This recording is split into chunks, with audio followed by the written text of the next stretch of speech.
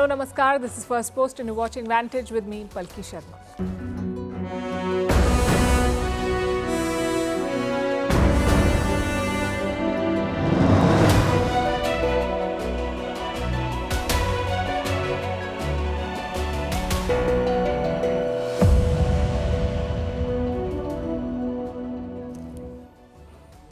Ukraine continues to fire missiles into Russia. First the American ATACMS, then the British Storm Shadow. In response, Moscow is said to have launched an ICBM. Long story short, this war is escalating. The question is why now? And what is each side aiming for?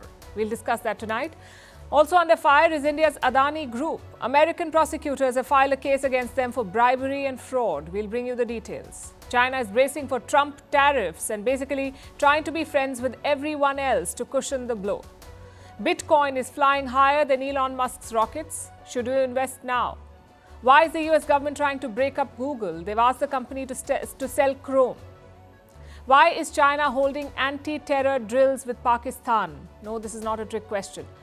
What's with the Zomato job offer that does not promise a salary and does not require a resume?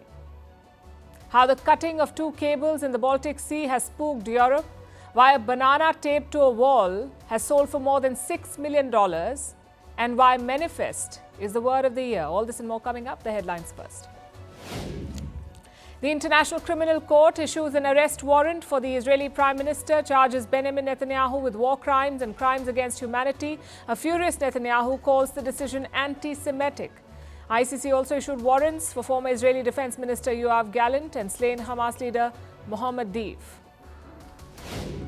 More violence in Pakistan's Khyber Pakhtunkhwa province. Gunmen opened fire on passenger vehicles. More than 35 people killed and many others injured in the two attacks. It is believed to be part of the sectarian conflict between the Shia and Sunni tribes, but no group has claimed responsibility for the attacks yet.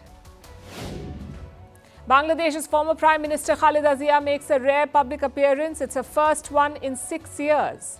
Zia attended a reception to mark the country's Armed Forces Day. In 2018, she was jailed for corruption. Zia was released in August this year after Sheikh Hasina's ouster. Mali's junta chief fires the country's civilian prime minister, replaces him with a military officer. The civilian premier was sacked after he criticized the junta. Mali has been led by the military since back-to-back coups in 2020 and 2021. The junta has promised to hold elections, but it keeps delaying it. Rich nations reject the COP29 draft. Negotiators are now racing back against the clock to broker a $1 trillion deal to help poorer nations tackle global warming. The UN Climate Summit is supposed to conclude tomorrow, but it is almost certain to run into overtime.